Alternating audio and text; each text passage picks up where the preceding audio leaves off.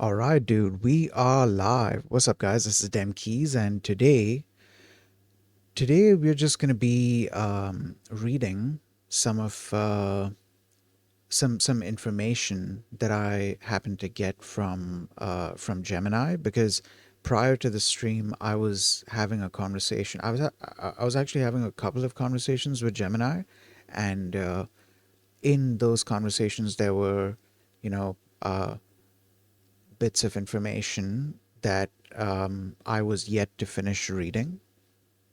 And so I figured, okay, you know what? Why not for today's stream? Let me just continue. Let me just read those things on stream because I was going to be doing them off stream anyways. I was going to be reading those things off stream anyways. So, uh, right now, give me a second here. Right now, we are discussing the hold on. Okay, so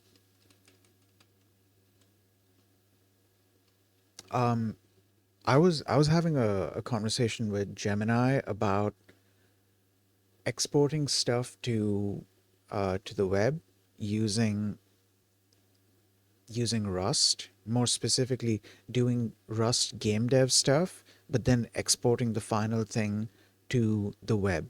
More specifically, more specifically having it run in a browser.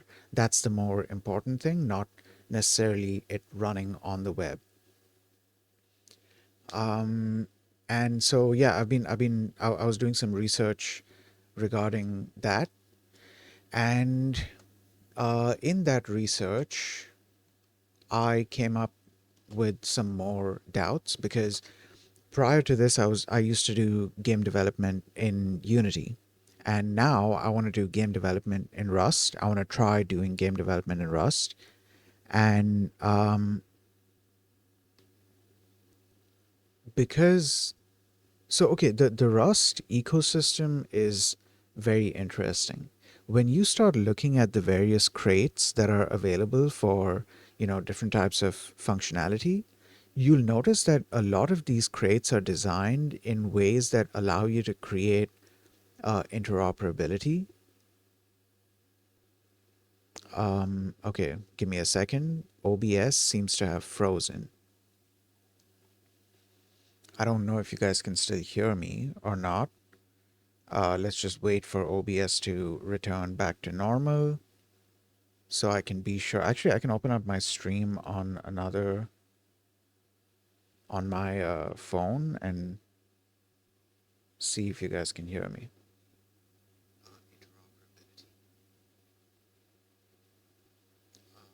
Okay, give me a second. Oh, okay. Right. We were. Okay, cool. Great. Awesome. Just a second here. Let me load up somebody's stream so I have some background sound and then I can continue talking because I feel like I didn't explain this very well. Dude, oh, also, you know what? Here's what I want to do. Uh, I I want to do gaming streams as well, like every now and then. Not make it like a very common thing, because like my main thing is learning stuff and building stuff on stream. That's what I do. Even off stream, that's what I do. So like even on stream, I kind of want to try and make content out of that because that's what I do most of the time anyways. So I feel like I would have an easier time trying to make content out of that. Besides, I don't game all that much. So um gaming it's a very rare thing for me anyways, so I would probably be doing gaming streams very, very rarely.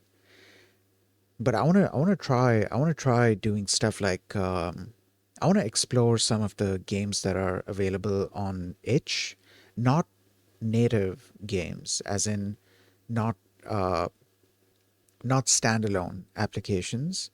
I want to start by using the browser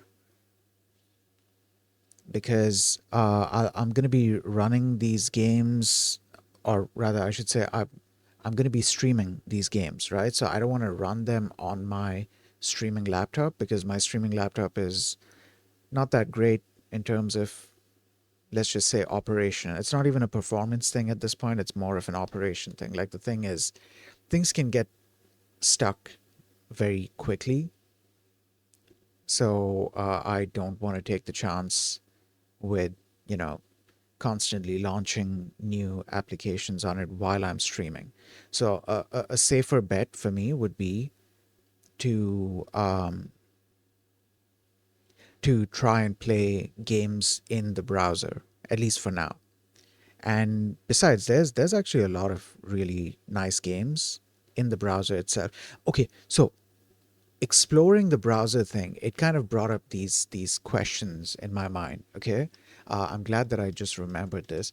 So this whole conversation, the way that it started, um, I wish I could show you the entire thing, but unfortunately I cannot. So I was having a conversation with Gemini through Gemini CLI.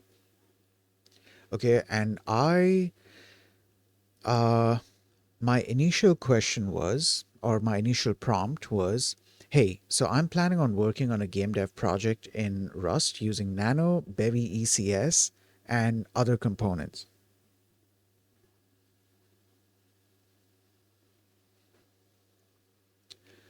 I'm aiming for Linux and maybe Windows, but I'm wondering if I wanted to create a web version of the game, how would I go about doing that?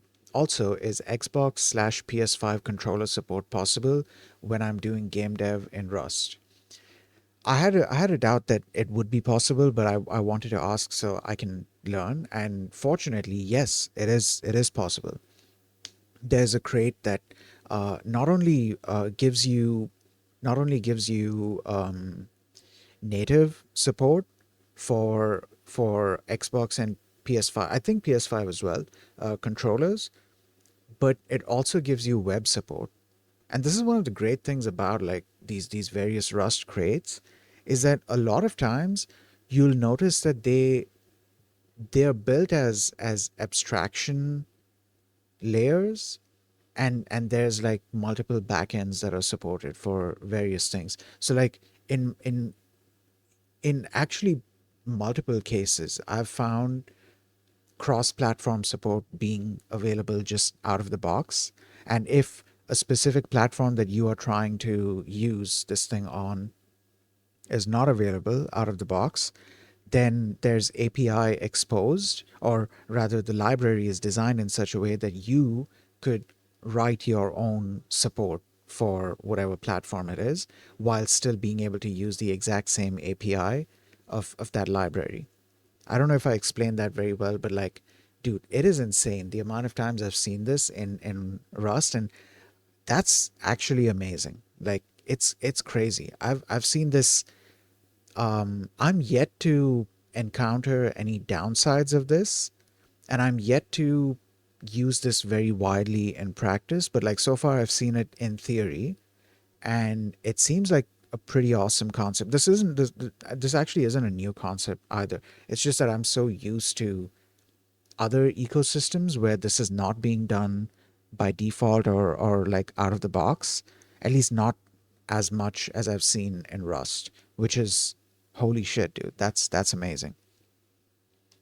Okay, so the response that I got was, to create a web version of your Rust game, you would typically compile your Rust code to WebAssembly or WASM. And okay, WASM is another interesting thing that I've been exploring, because in the past I did come across the concept of WASM, but after doing some research on it, I kind of just kept it to the side. It seemed like a very interesting concept, but like I wasn't able to like wrap my head around, okay, how am I gonna go about doing something with this? There's so much that you can do because there's a lot that's exposed, but I wasn't able to like, or rather, I didn't really have the time or the interest at that time to dive deeper into it. And yeah, I just pushed it to the side. And then now, years later, I've come across the concept again, this time in Rust. And this time I had the chance to do proper research. And I learned that, okay, the way that it would work is you would compile your entire Rust program into whatever the WASM equivalent is.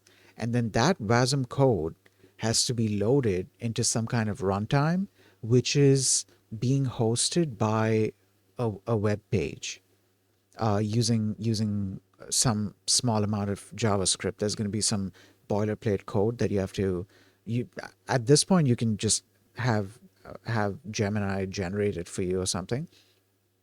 But yeah, there'll be a small amount of like boilerplate JavaScript code which you would need to um, you would need that there in order to be able to load and run your WASM code. But once it's loaded and running, there's a ton of stuff that can be done. And it's crazy to me how so many Rust related things can actually be compiled to WASM, thereby allowing you to create a bunch of WASM functionality or functionality within the web page using Rust. There's been a bunch of ideas that I had. One idea, by the way, was to use something like Ratatouille or any other similar kind of um, TUI framework and have it rendered in WASM, have it have it be rendered by WASM, or there would be a certain amount of JavaScript code, I guess, as well. But then basically get the TUI experience within the web page. I found that concept really interesting. Like WASM enables you to do a lot of very interesting things. I had a similar thing with, I believe, I think even with graphics related stuff, it's something similar. I haven't looked into it. I'm gonna have to. Actually, this response that I got from Gemini is gonna give us more information. But carrying on with like the previous responses that I got, let me finish reading that.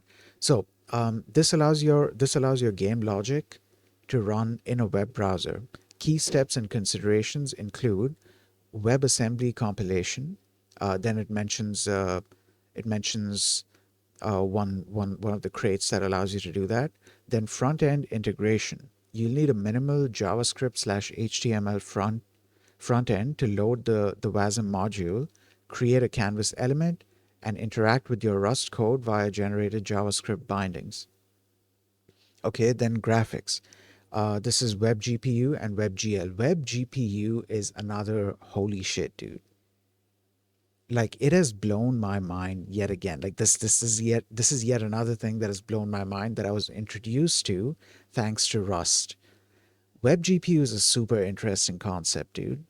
It essentially it creates another abstraction layer for you, but somehow this is like really lightweight, and any sort of latency from that extra abstraction layer, it becomes negligible. And because you have this abstraction layer, you are now able to, like, your code can target web GPU, and because of that you would then be able to target whatever platforms web GPU supports. So web GPU essentially becomes your graphics API, and then web GPU is going to compile your code down to, or convert your code to whatever.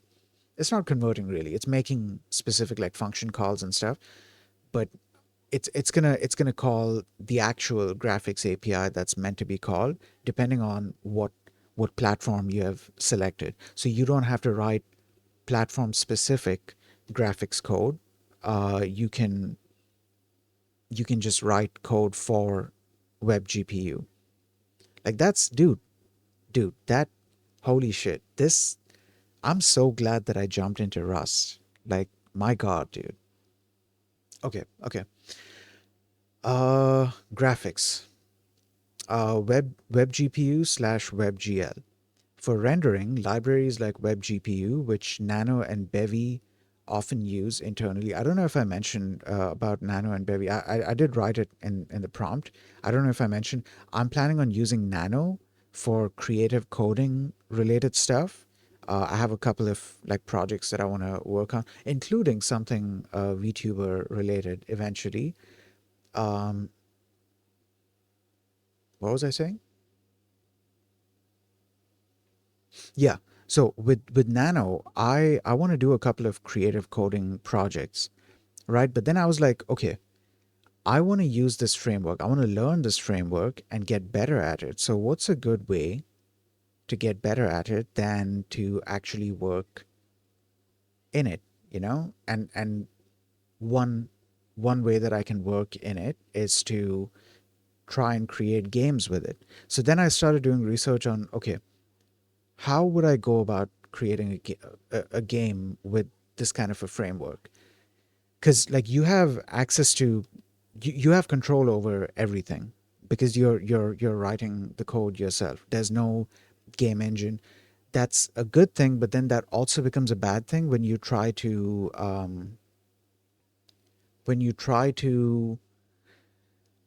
apply game engine related concepts or object oriented programming concepts or specific game dev concepts. When you try to implement those, then it becomes a little bit hectic if you're not already following a certain kind of structure.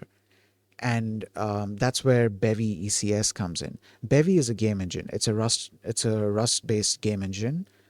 It's a game engine of its own. Like it's a separate project from Nano, and it's a pretty awesome project. You guys, if you're looking to get into game development with Rust, you definitely want to check out Bevy.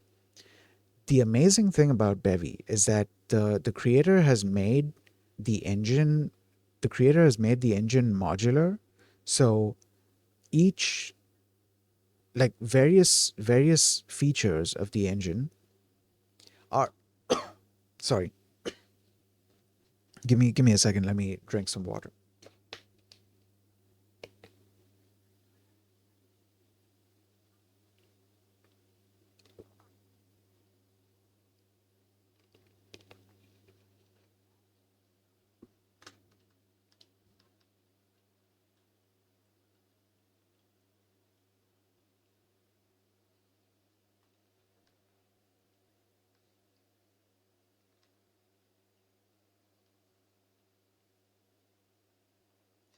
Okay, where was I? Yeah. So the creator of Bevy, they they built Bevy in such a way that various features of Bevy are implemented as their own separate crates, which is great because this makes it so you can use those crates, those components by themselves without actually having to use the entire Bevy engine. So the Bevy ECS crate is a great example. It's an implementation. It's a Rust based implementation of an entity component system, and this is the ECS that's used specifically within Bevy, but it's been built as a separate crate, so you can use it in your own projects without actually having to use the entire Bevy game engine. And there's a couple of other crates as well that offer similar functionality where you can use their functionality by themselves. You can use those components by themselves within your projects without having to import the entire Bevy game engine. Why was I talking about this?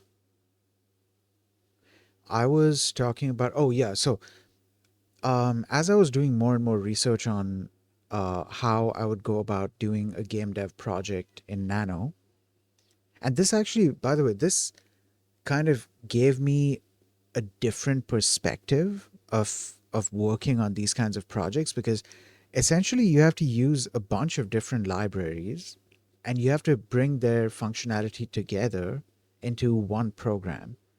What I'm used to, at least from the game dev point of view, what I've always been used to, because that's how I started my game development journey, which was in Unity. What I'm used to is one engine, one framework, and everything is available there. So exploring this is it's a very interesting um, it's a very interesting experience. And this isn't even something new that I'm exploring. Like um, without a full-fledged game engine like Unity or Unreal or something, when devs are building games, they would have to do basically this. They would have to bring functionality together from different libraries, because one library might be doing audio stuff, another library might be implementing, um, just as an example, implementing ECS. Another library might be responsible for handling graphics. Another library might be responsible for handling assets. So there's like different types of functionality being brought in from different libraries, and you put all that together into one program. Um, and I'm basically exploring that right now. So yeah, carrying on. I was talking about like web GPU. So um, graphics for rendering, libraries like WebGPU and libraries like WebGPU have WebAssembly backends. You typically need to configure your rendering setup to target the web environment.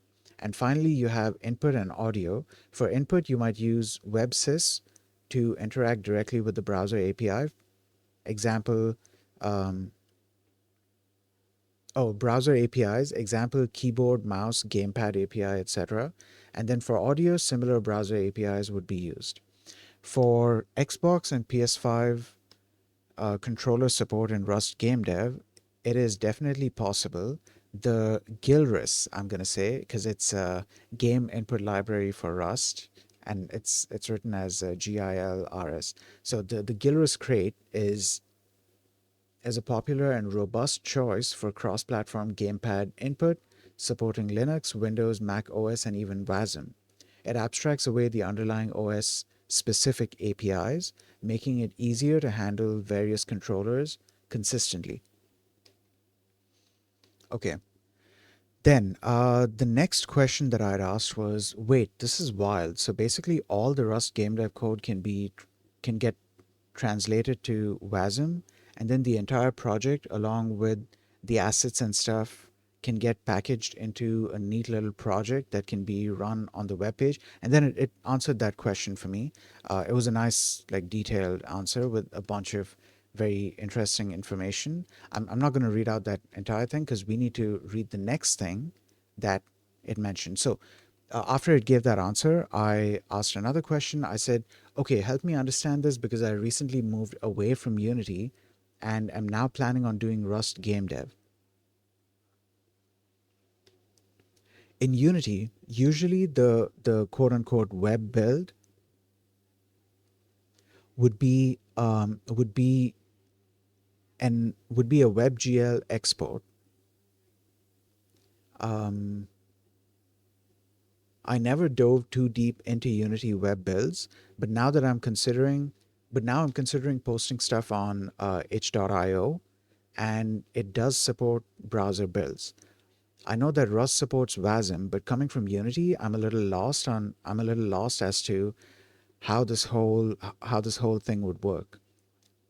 What are the working components involved? What libraries would I be using? How would I go from development to the finished product?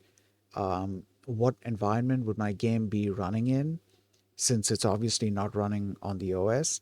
Stuff like that. So I had to, ask a bunch of questions and really give Gemini the idea that I'm completely lost on this and I don't really know what I'm doing. So it'll give me as much information as possible.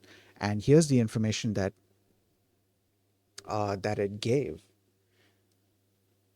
Give me a second here. I basically copied this thing, or well, Gemini allowed me to copy it as Markdown, and then I pasted it into a Markdown file, which I now have open here. So this is basically the response that I got.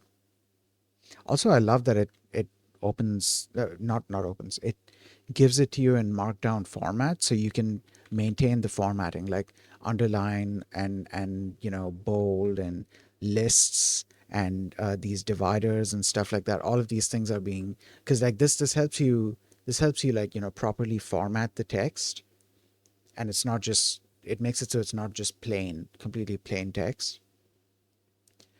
But yeah, okay. So let's read what um wait, is there a way for me to make this a little bigger? Control, and let's see what that does.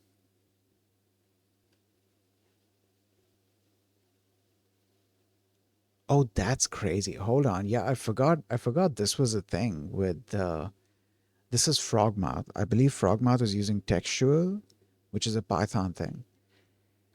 Yeah, I forgot about this. Okay, anyways, what was I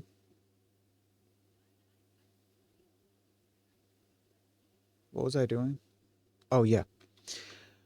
Okay, I need to read this off of dude, you know what? Hold on. Just a second. I was feeling a little lazy to increase just gonna be honest here. I was feeling a little lazy to increase the size of this window.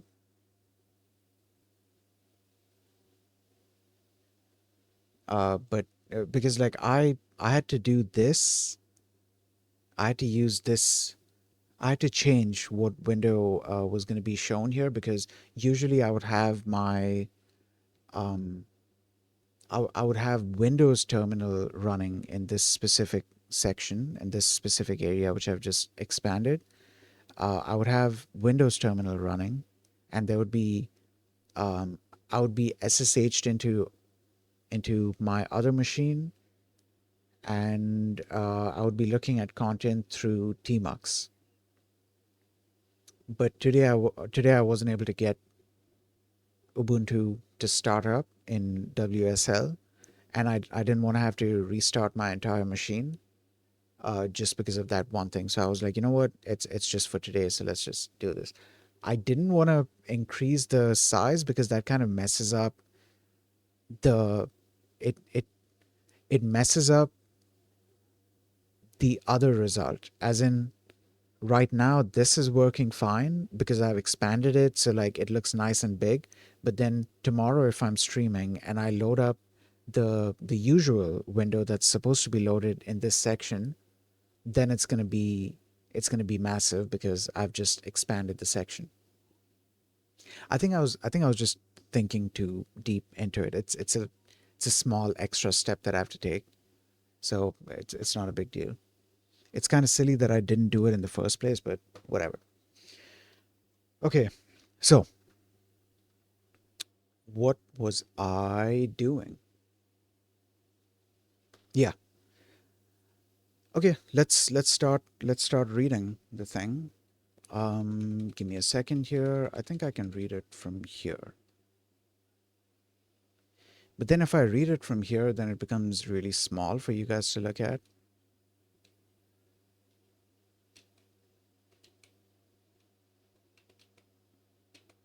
Okay, it's fine. Right. Okay, let's break down the Rust game dev to WebAssembly pipeline relating to your Unity WebGL experience. Relating it to your Unity WebGL experience. Uh, okay.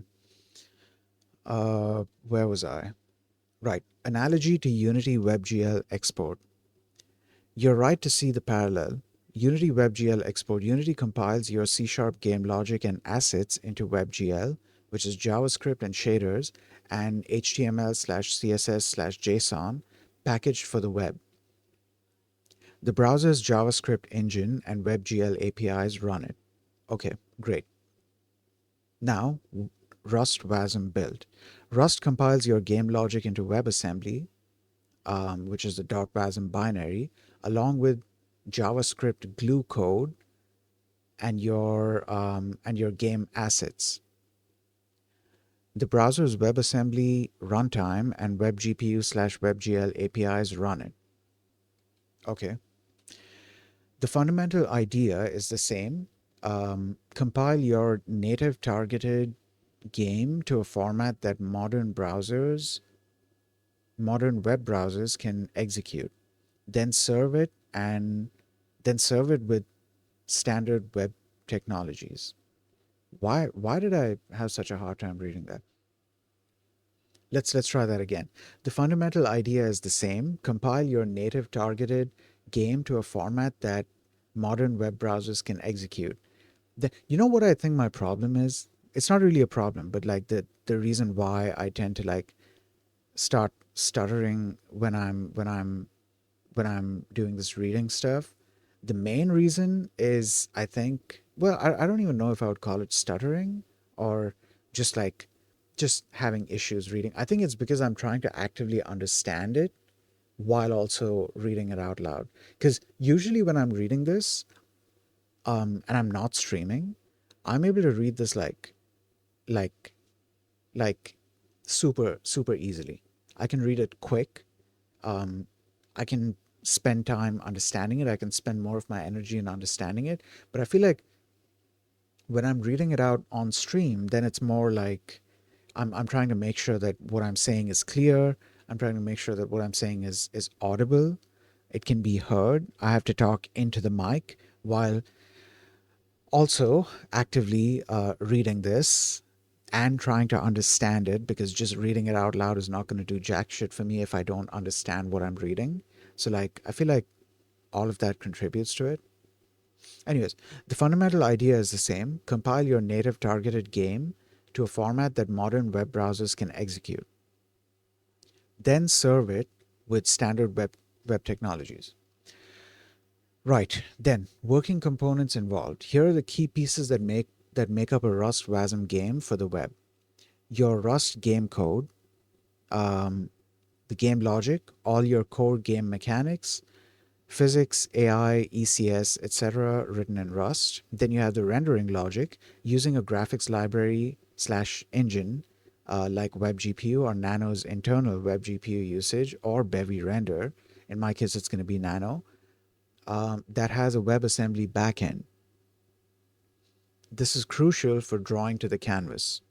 Okay, input handling. Use platform agnostic input crates like Gilris for gamepads or the engine's built-in keyboard slash mouse handling. Yeah, I'm gonna need to look into. Um, I'm pretty sure Nano has some amount of input handling for keyboard and mouse because it's meant to be a creative library, and I'm sure you would need input to a certain extent in that. There are actual examples as well. I never really looked at all the examples. I just realized that I haven't had the chance to like compile because like each of those examples has to be compiled. So at least once, not always, but like at least once it has to be compiled, and then you can run it as many times as you want, and it's gonna start up real quick. Anyways, um, input handling. Gilris or the engine's built-in keyboard slash mouse handling that internally use browser APIs when compiled to WASM. Then the WASM module. This is the compiled binary output of your Rust code. It's a low-level bytecode format that web browsers can execute very efficiently, close to native speed. Then JavaScript glue code. This is actually really helpful for me. The fact that it's automatically generated, because I don't want to have to touch JavaScript code because I don't do JavaScript. So I mean, I know how to write JavaScript, but I don't do JavaScript. So if I have to, you know, if I have to write JavaScript code, I would then also need to understand the environment that I'm working within, and then understand the ins and outs and where my code is executing and all of that stuff. It adds a whole lot of complexity. So if that glue code can be automatically generated, that really helps. Okay, back to this. JavaScript glue code. This is automatically generated by tools like WASM BindGen. It acts as a bridge. It loads the WASM module into the browser, provides JavaScript functions that your HTML slash JS backend can call to interact with your Rust code. It allows your Rust code to, hold on, to call browser APIs, example, manipulate the DOM. That's okay. Um, that means something else in JavaScript. Access console.log, get input events, and so on. Then HTML file, the main entry point for the browser. This contains a canvas element where your game will render. It includes a script tag to load your JavaScript glue code. Then finally, you have assets, game assets, images, audio, 3D models, shaders, configuration files, etc., that are typically loaded by your Rust code at runtime using web compatible methods. Example, fetching over HTTP. Okay. Key Rust libraries and tools. Rust toolchain, your standard Rust app installation. Then you have WASM pack. Then you have WASM bind gen.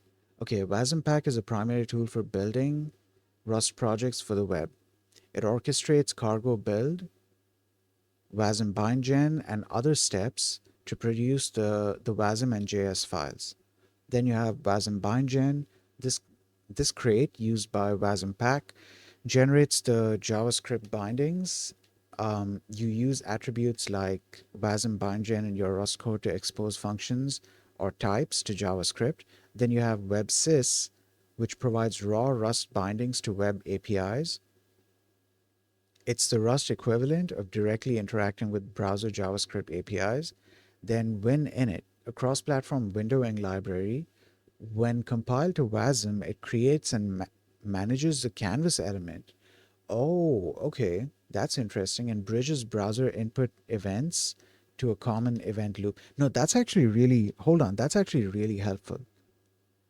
No, that's really, that is actually really helpful because, like, that way you could write something to run as a standalone application and then use that exact same code with a few minor changes here and there to let it run within the browser. And like input still works and um, rendering still works and like a bunch of other things still work. Though when in it, I think it's specifically for windowing related stuff. So, you know, rendering might not necessarily be part of that, but that's where web GPU comes in. This is a modern GPU abstraction layer. I'm glad that I got that part right because, like, at least from my understanding, that's what it was, an abstraction layer. Even though I hadn't really read that it was an abstraction layer, but I thought to call it an abstraction layer because that's exactly what it is. So, a modern GPU abstraction layer, it can compile to WebGPU if supported by the browser or WebGL2, providing a unified graphics API for both native and web builds. Then console error panic hook and alloc. What do these do? This helps Rust panics in the browser. Oh, in the browser's developer console. It helps display Rust panics in the browser's developer console, which is invaluable for debugging. True. alloc, a tiny optimized allocator for WASM, often used to reduce binary size. Then you have game engines slash frameworks, Bevy, Nano, etc. These typically integrate web WInit, or let's say WinIt, WebGPU, WASM bindgen, and other WASM specific tools, abstracting away much of the complexity for you. They usually have WASM or web features if you enable web features you enable in your cargo.toml. Okay.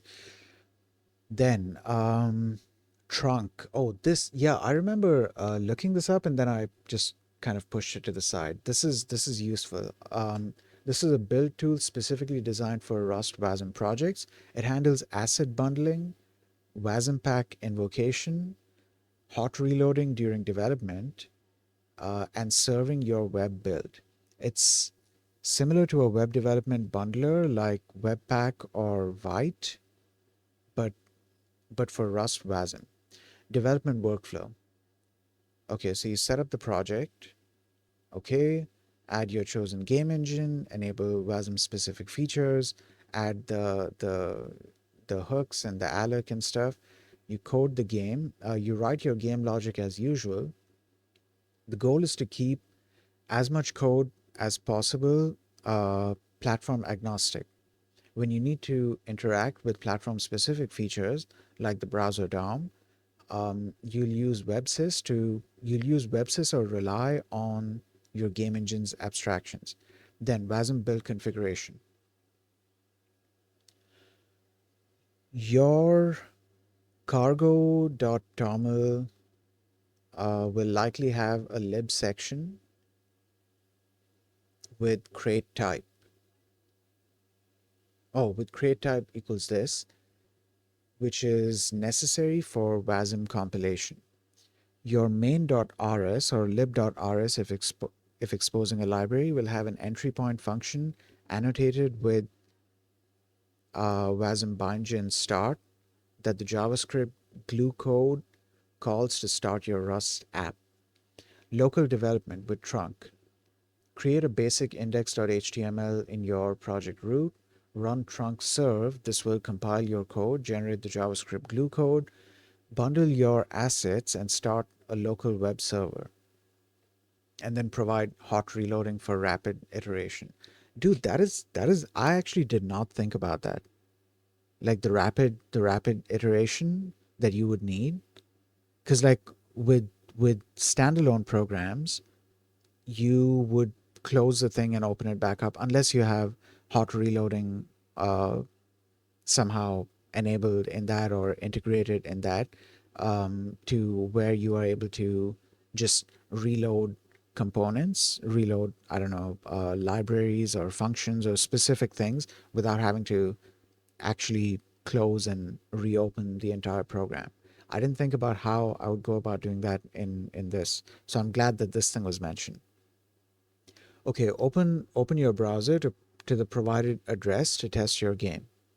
Debug using the browser's developer tools, and then building for deployment. Um, for a production build, you'll typically run trunk build release. This performs optimizations, minifies files, and places all the necessary web assets into a dist folder. Okay. Alternatively, you can manually use WASM pack build so and so so and so to get the WASM and JS files, and then set up your own static file server or bundler to combine them with your HTML and assets. Trunk simplifies this significantly. Then deployment. Upload the contents of your dist folder to any static web host, example, GitHub Pages, Netlify. Actually, dude, you know what's interesting about GitHub Pages? Something that I realize is um, they mention that GitHub Pages are meant to be static pages, but static to the extent that they are you're not allowed to do any server side stuff. Like you can't really have pages that actually do that require some server side processing. At least that's what I've understood so far. However, they didn't mention anything about running stuff locally, right? So if we are able to run JavaScript, then would we be, or rather, okay, let's even take the if away. Would we be able to run JavaScript and then also run WASM? Because so far my research is telling me yes, we would be able to do that. And that by itself adds a good bit of dynamic behavior. Like you can do a bunch of things even with that alone. I, I don't know. I just found that interesting. Okay, GitHub Pages, Netlify, Vercel, itch.io, your own web server, etc. Okay. Then execution environment. Your Rust WASM game runs entirely within the web browser's sandbox. There's no direct OS access. Unlike a native executable, your WASM game cannot directly access the operating system's file system, network sockets, or other hardware beyond what the browser exposes. All interactions are mediated by the browser. Then WebAssembly runtime. Modern browsers have a built-in WebAssembly runtime that executes the WASM bytecode efficiently. Then JavaScript engine.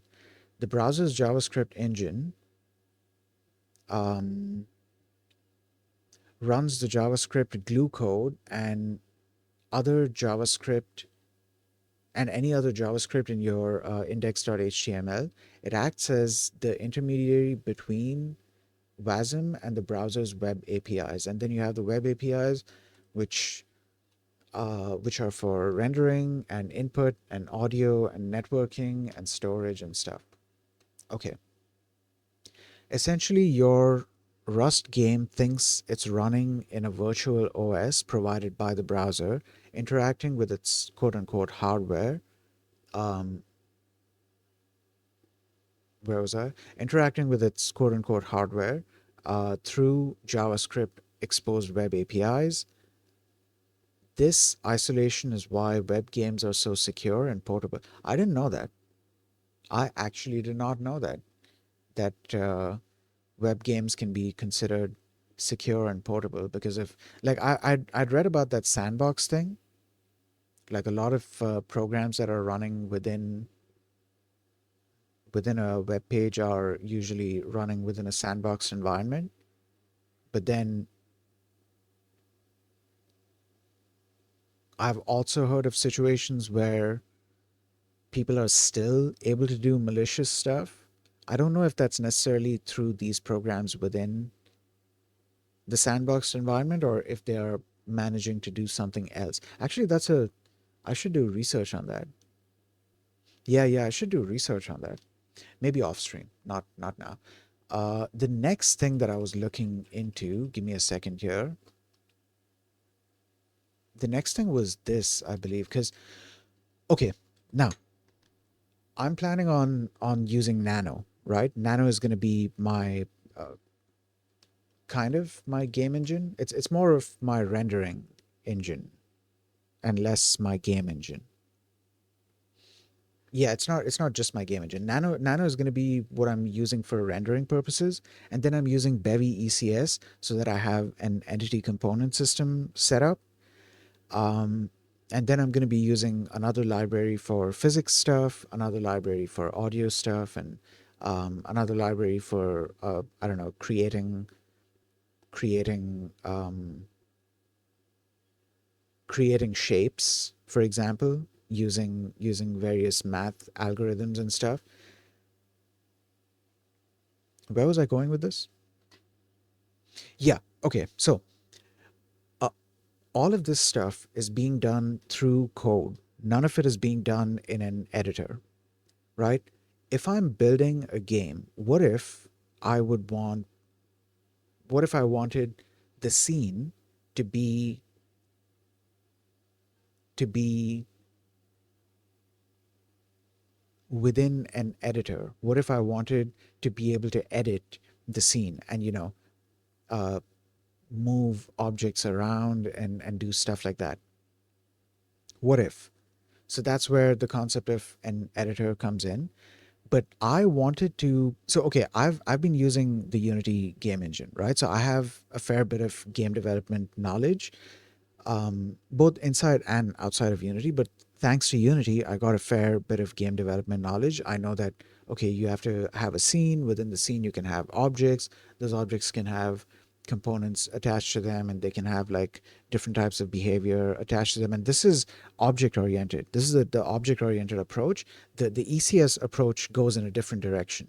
You don't necessarily have objects that have um, how do I say this?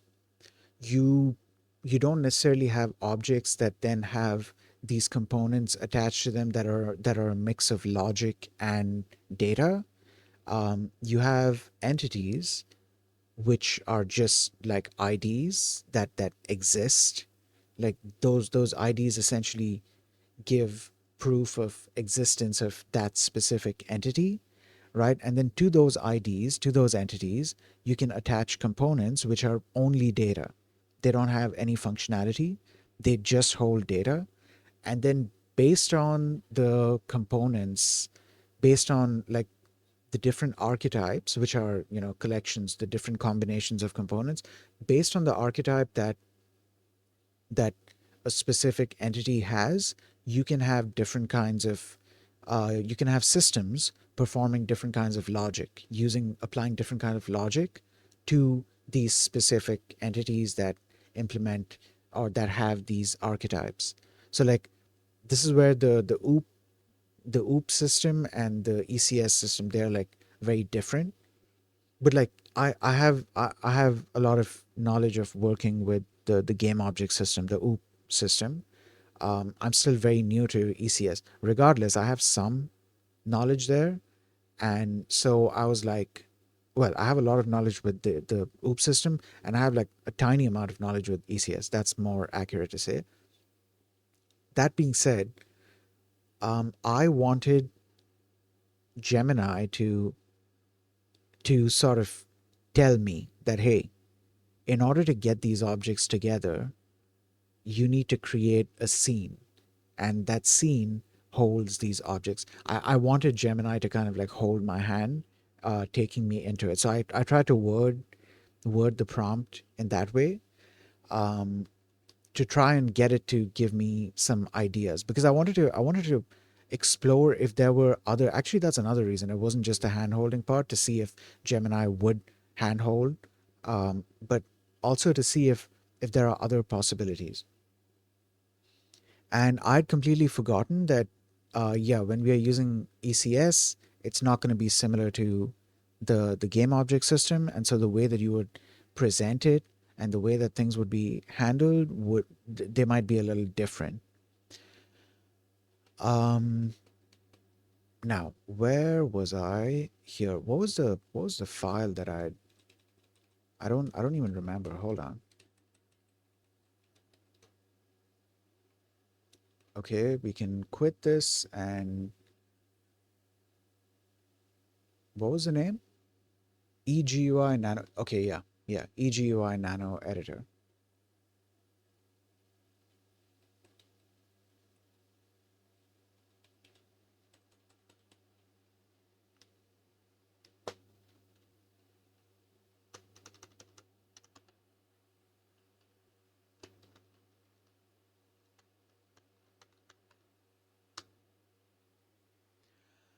Right. Let's read this now.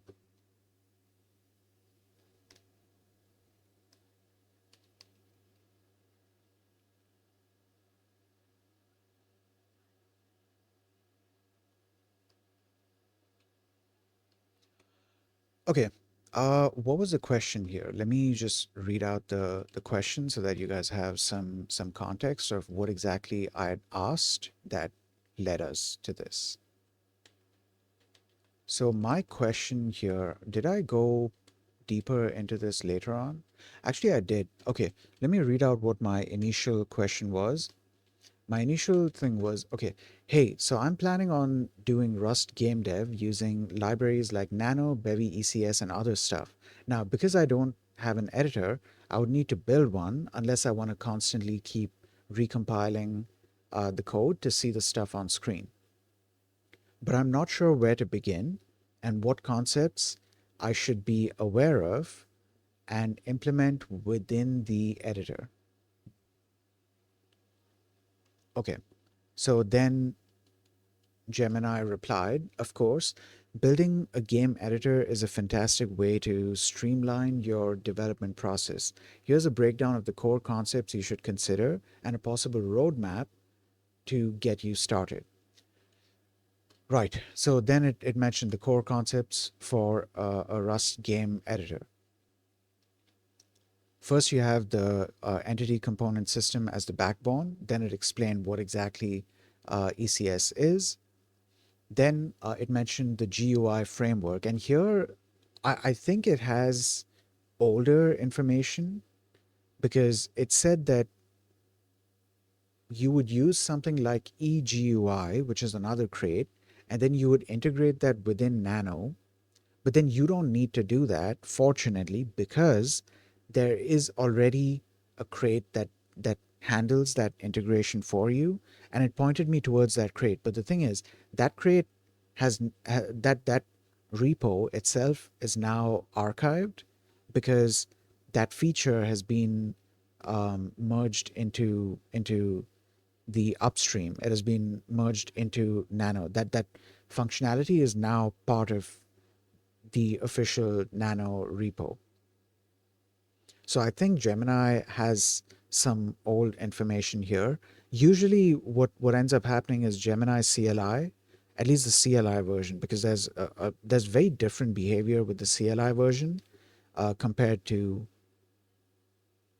if I'm using Gemini on the web, for example.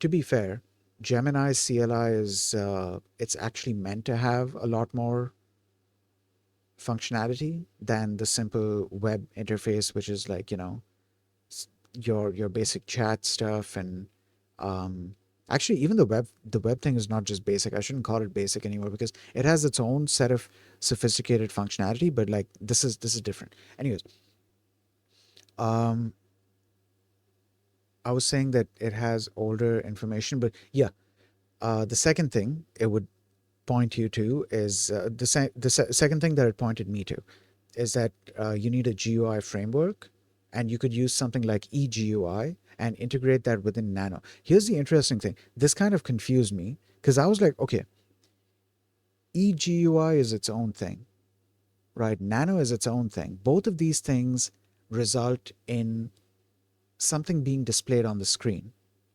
So how is one being integrated with the other?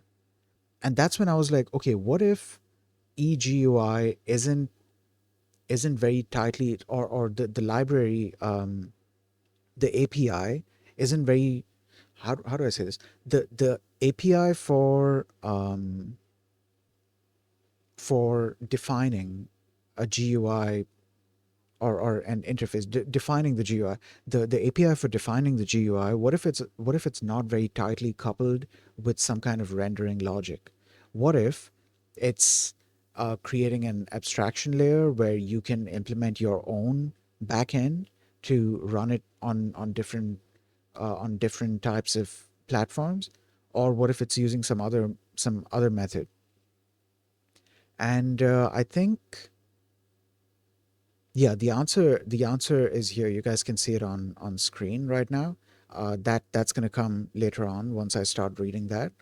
It turns out that eGUI is basically generating a bunch of instructions, which would then be handled by whatever backend in order to draw that stuff on screen. So if you have a different backend, like in this case, Nano's rendering backend, then you could easily use eGUI with Nano, and that's what somebody has done. They added support for eGUI into Nano. This is actually great. Yeah, this gave me this actually reminded me of something else. If I ever want to do a GUI application for whatever purpose, I usually now don't do too many GUI applications aside from my my VTuber app, and uh, any future games that I might make. They're gonna be GUI apps as well. Actually, not just GUI. They would be like graphics apps in general.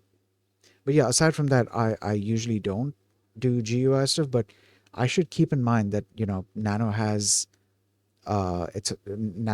eGUI support, so I could use Nano for building a GUI application with Rust if I ever need to. Okay, then the next thing it mentioned. So the first thing was ECS, right? The first concept was ECS. The second concept was the GUI framework, which is eGUI. Then it mentioned about key editor panels. This is your scene view, your game view, your hierarchy panel. It mentioned something interesting here. This is kind of what I wanted it to tell. Like, I wanted it to give me ideas for how we would set up a system where we have an editable scene, and I wanted to pretend like I don't even know what a scene is, so that Gemini is going to give me even more information. Um, and yeah, that's what it did. So you have the scene view, which is a 2D or 3D viewport that renders a representation of your game world. This is where you'll visually place, move, rotate, and scale entities. It's the quote unquote editor view, and you might render gizmos like arrows for movement here that you wouldn't see in the actual game. Then you have the game view, which is a separate viewport that runs the actual game with your systems running. This allows you to playtest the game directly within the editor. Then you have the hierarchy panel, which is a list of all entities in the current scene, often in a tree-like structure. This is where you can select entities and inspect them. Then you have the inspector panel. This is basically your properties panel in Unity, or basic inspector panel in like in what do you call it, in Blender or in Godot or whatever. Um, where was I? Yeah, and then you have the assets panel, which is more or less your a file browser kind of thing. These are like all assets pertaining to this project. Actually, speaking of assets, I need to that's going to be another library that I need to integrate within. You know what's interesting about working on these projects in Rust? It's that this is teaching me that I can use various libraries that are meant for different purposes. I can bring them together to build something complex without having to, because like a lot of times when I think about functionality, my mind immediately goes towards trying to implement it myself. But then you have all of these libraries where like people have already done a lot of the hard work for you. They've written a lot of the boilerplate code for you.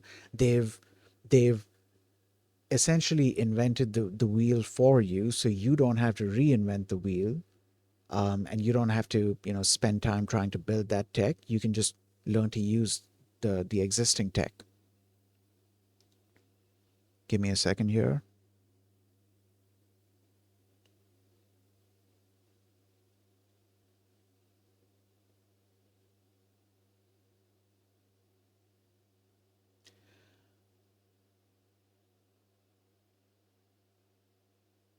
Just a minute.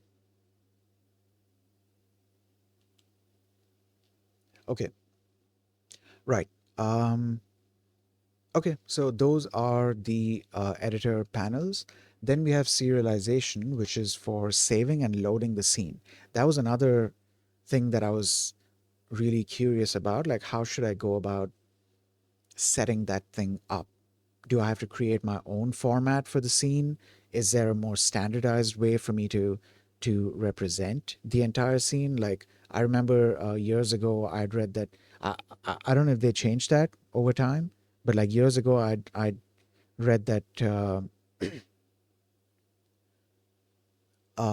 Unity, they save their scenes in, it was either YAML or XAML, one of these two. I don't remember exactly which one. I think it was YAML. But yeah, I remember reading that they save their scenes in that format. Here we are going to be using the CRD library, the CRD crate, which is a very popular serialization crate in Rust, which supports various different formats. I still need to look into, because like okay, in this case, because it's going to be using ECS, so we're not necessarily going to have a scene. We're going to have something called a world. I still need to like dive into ECS concepts to properly be able to visualize this whole thing. Like, what exactly is a world, and how is it different from a scene, and what are the specifics? Because like I'm still very new to ECS. I'm coming from a Unity background. Okay, and the final concept that it mentioned was hot reloading. It said this is a more advanced concept, but it's a huge productivity booster. The idea is to the idea is to be able to change your game logic, which is your Rust code, and see the changes in the editor without recompiling and restarting the whole application. This can be a complex setup, or what? No. This can be complex to set up in a compiled language like Rust, often involving dynamic library loading. So this can be left for later on. For now, we can have basic functionality. And then it laid out a nice little roadmap for me where I do it in phases. I set up the basics first, then I work on the UI, then I work on interactivity, then scene management, and then finally the advanced features. Right. So then um, just a second. Hold on, dude. I've been talking for a while. Let me hydrate and then I'll continue.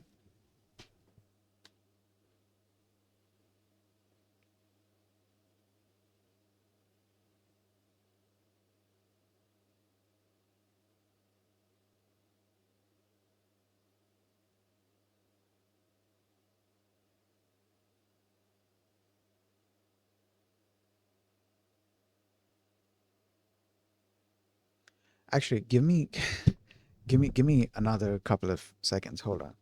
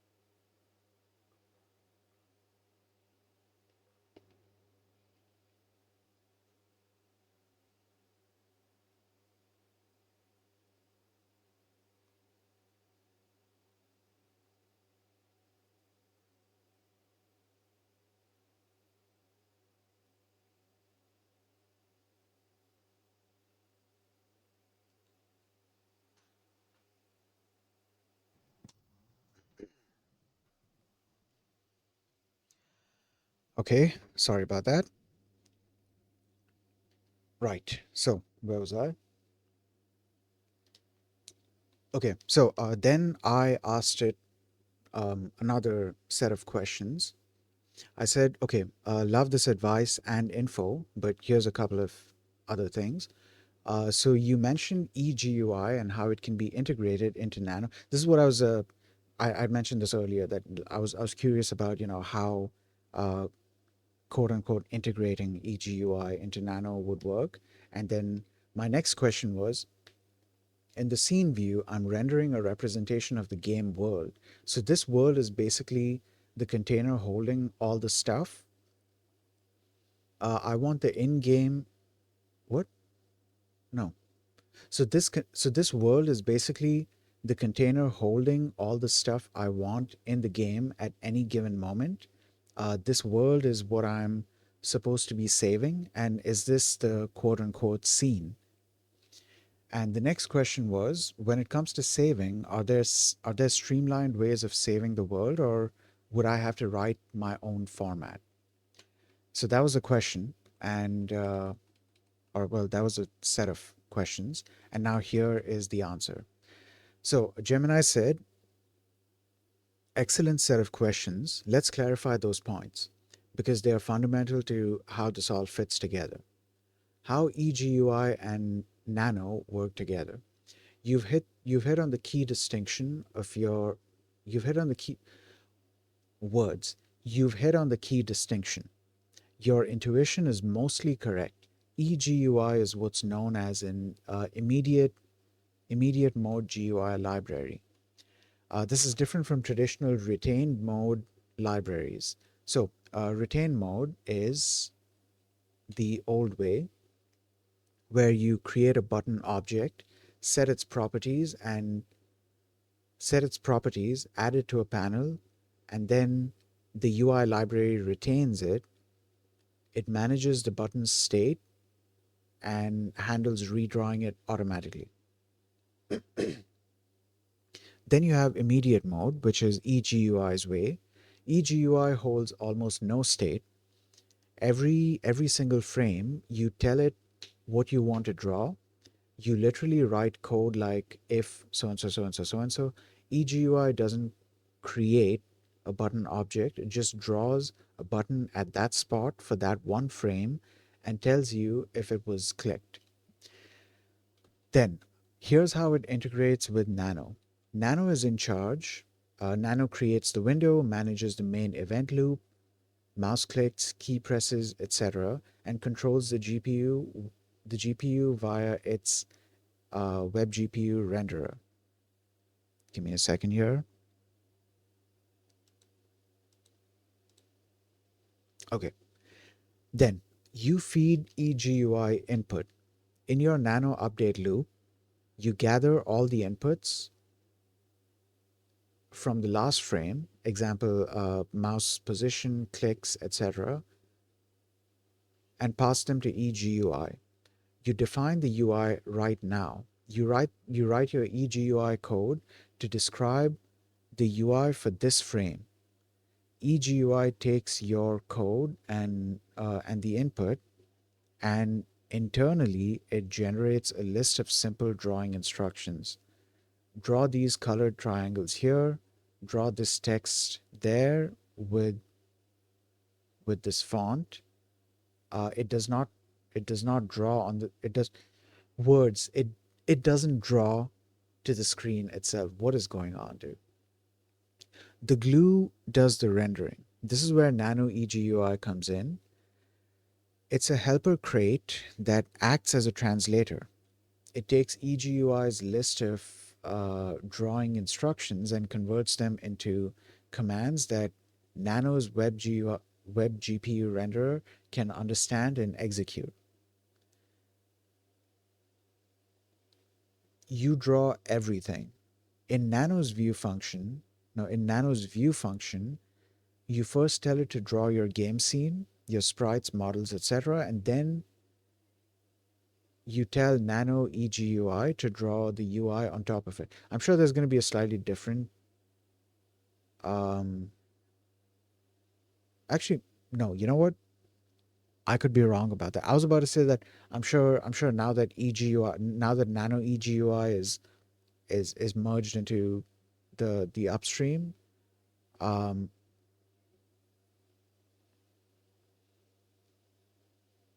Now there might be a slightly different approach because it's more well integrated. But like maybe they're still following the way that this crate does it.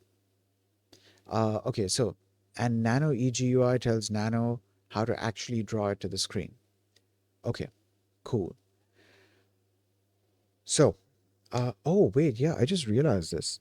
Nano eGUI then tells Nano how to draw it to the screen. So Nano eGUI is what's taking those eGUI commands and then essentially translating them to something that Nano itself would understand, at least in terms of rendering.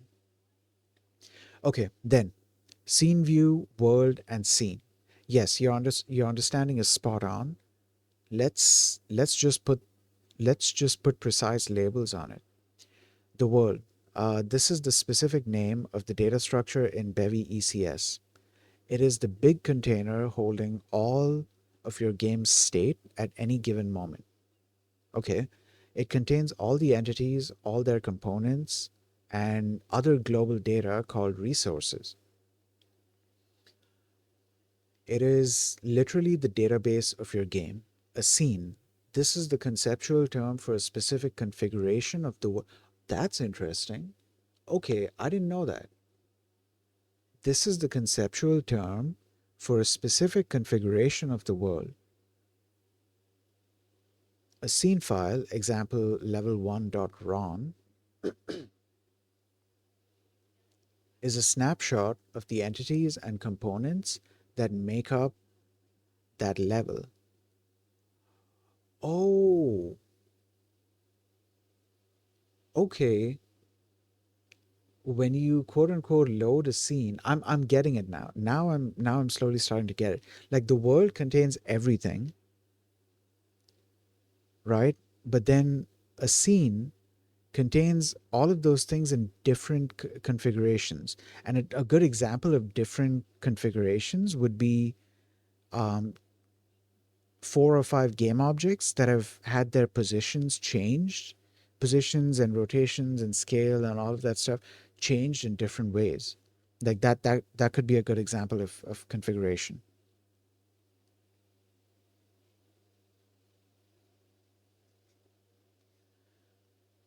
Okay, where was I? Yeah. Is a snapshot of the entities and components that make up that level. When you load a scene, you are deserializing that file and populating the world with its data. That's interesting. You're deserializing the file, you're deserializing the file and then populating the world with its data. Okay, that's a slightly different way of looking at it than what I was looking at it from.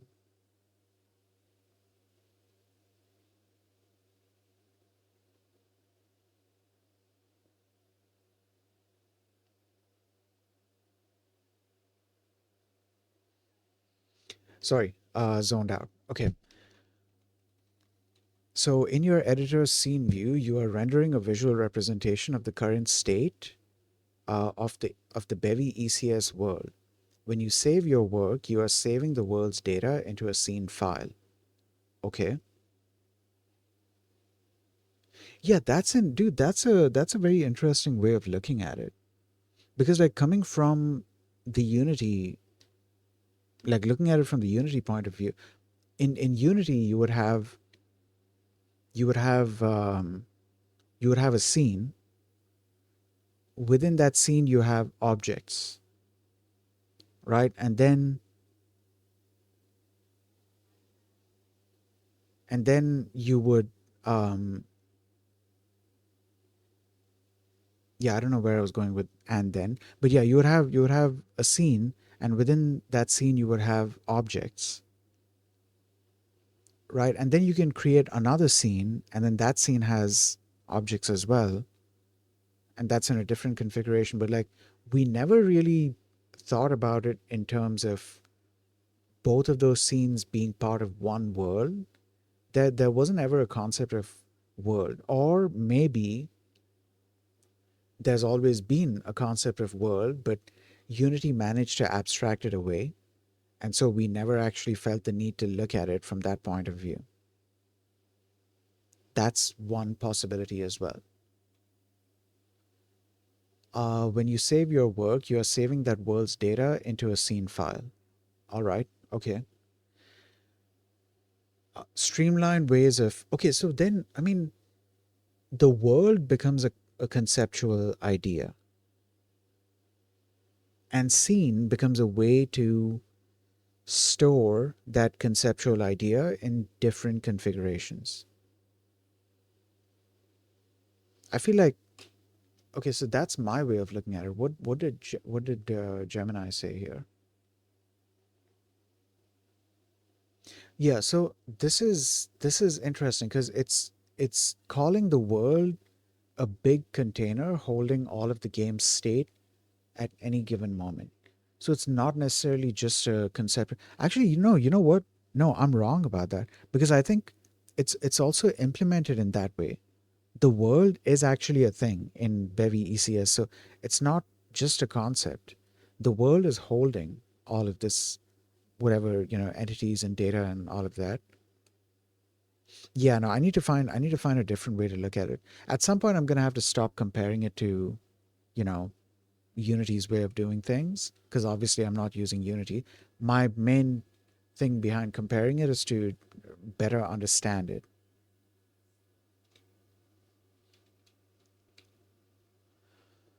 Okay, right. So, streamlined ways of saving the world.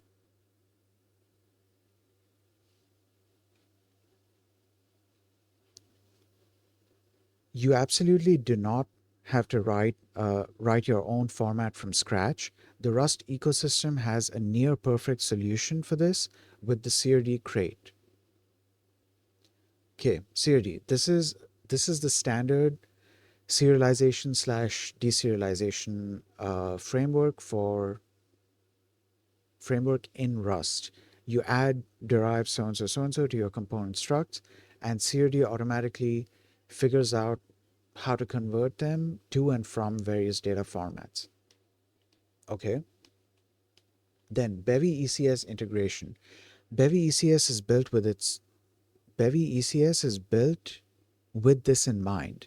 It has built-in functionality to take an entire world and turn it into a serializable representation. It can capture all entities and their components in a structured way that CRD can understand. Choosing a format. CRD is just the framework. You need to pick the actual format. A fantastic choice for, dude, this is crazy. Hold on. This is interesting. So, because CRD allows you to target various formats, you can like convert whatever data you have, like as long as you've made it serializable, you can then serialize that into basically anything that this crate supports. That's pretty cool. Hell yeah. A fantastic choice for scene files is RON, Rusty Object Notation. It's a human readable. No, it's human readable and looks very similar to Rust code, which is perfect for debugging. JSON is another common choice. I should look into RON. I should look into Rust Object Notation. Okay, the workflow would look like this. To save, tell Bevy ECS to create a serializable snapshot of the current world. Use the RON crate to serialize that snapshot into a string.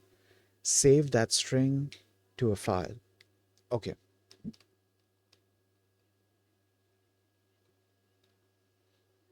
Then to load, you read the text from so and so file, use the RON crate to deserialize that text back into the snapshot data structure, and then tell Bevy ECS to apply that snapshot to the world, which will spawn all the necessary entities and their components. This is a very robust and streamlined approach that leverages the best parts of the Rust ecosystem. Okay.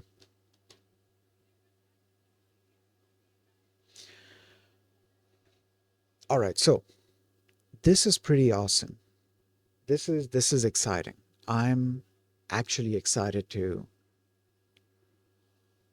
work on stuff in Rust. Work on a bunch of stuff actually. There's like so much stuff that I'm planning on working on in Rust. It's crazy. It's crazy because like yesterday we were discussing the Stream AI voice app. Like that's that's also going to be a considerable undertaking for lack of a better term. It's gonna that's gonna take some time as well. That's gonna take, I don't know where I'm going with this. That's gonna be a project that I'm working on. That's gonna take some effort. There's gonna be a bunch of Rust stuff that I've learned that I'm gonna be actually implementing in that. And actually, that Rust stuff that I'll be implementing, I'm yet to finish learning that because yesterday, after yesterday's stream, I got busy doing other stuff and just didn't do it. We need to get back to that AI agents course, dude, because like if I just let that get away from me, then I'm just never gonna finish that course. Now that we've started the thing, I kind of want to move forward with it. I also don't want to get left behind in terms of the tech. So that's also why I want to learn. That's also why I'm rushing with learning about this. Dude, I should see if there's a Rust implementation of AI agents, because we are going to be in the AI agents course. We're going to be using ADK, which is, I think, Agent Development Kit. I don't remember the full name, but like it's a development kit that lets you build agents. But from my understanding, it's primarily Python based. It doesn't really touch other languages. So I would be interested in seeing this would how well though, okay, the agent itself might not necessarily need to be in another language, because the agent would need to run other models and get their outputs. So like you have that automated kind of thing, right? That autonomous capability. I feel like Python is fast enough to do that, right? And then you could program the agent to launch Rust programs. So maybe you're running a model. Uh, I don't know, running a model through the Candle framework or through Onyx, and you're doing all of this through Rust. So you would need to launch the program and give it the input and then get the output, and then you do whatever your agent rules dictate. But yeah, I should look into it. Hold on. I'm curious about this. Give me a second here. My system is being a little bit slow.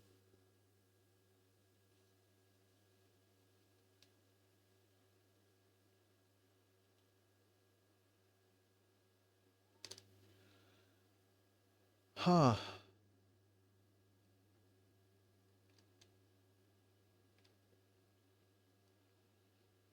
Just a minute.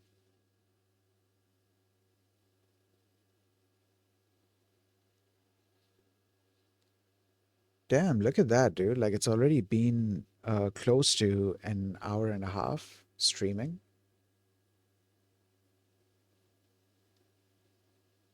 Wait, why is this so slow? I didn't launch that many things.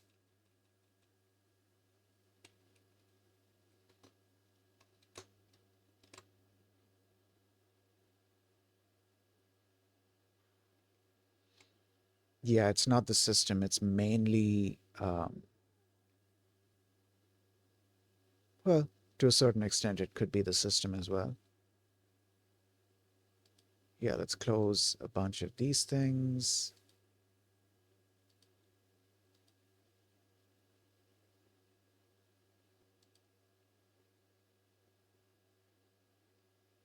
Give me a second here. I'm just, well, closing a bunch of these things.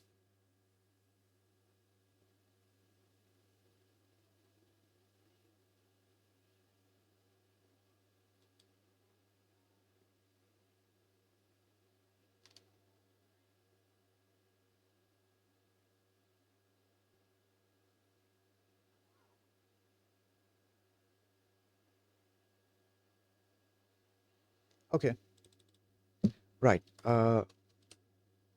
Rust AI agent.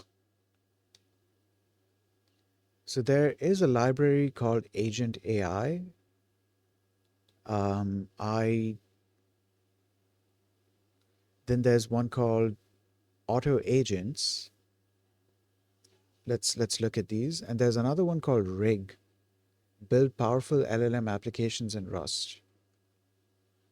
Implement complex AI systems like RAG and multi-agent setups with pre-built modular components, type-safe LLM interactions. Okay, wait, hold up. There's something called Kowalski. Kowalski, the Rust native um, agentic AI framework. How come this thing didn't pop up? How come Kowalski didn't pop up? Where have I heard that name before? Anyways, let's take a look at it. Okay, auto agents is also it's being actively developed. It's a modern multi-agent framework in Rust. Then Kowalski is a high-performance Rust-based AI agent.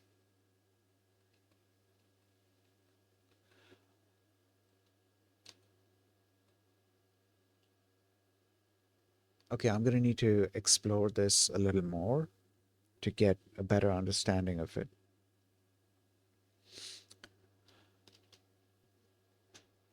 Okay, now hold on for a second here. Okay, um,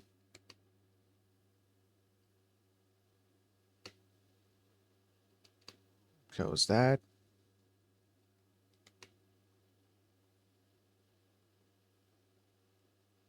Okay, here we will.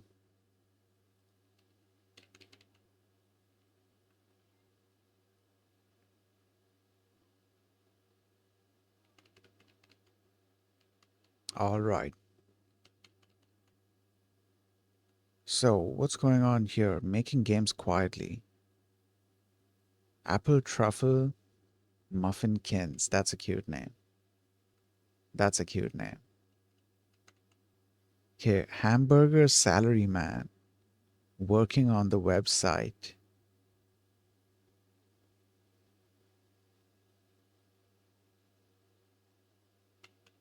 Okay.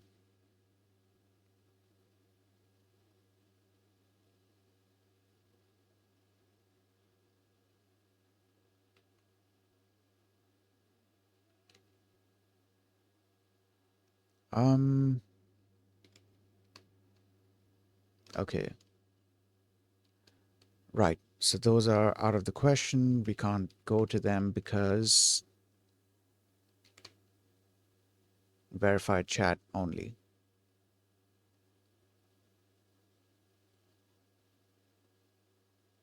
Now it mentions John AI here. I don't know if there's a human being behind this. Oh, you know what?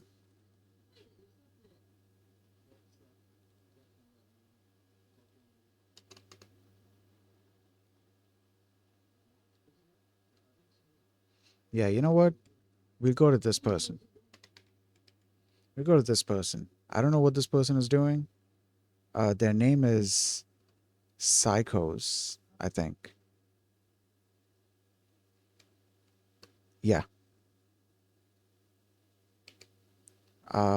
We are gonna go hang out in this person's stream. Okay, so that's gonna be it for today's stream. After this, I have some potatoes that have been boiling this entire time. I need to go check up on them and then make mashed potato sandwiches for myself because I'm starving. And I'm also gonna continue with this research. I need to continue with the Rust thing and finally finish learning all of Rust's more advanced features before we jump into some of the more exciting stuff. But yeah, that's going to be it for today's stream. I hope you guys have a nice day, and I'll see you all next time. Peace.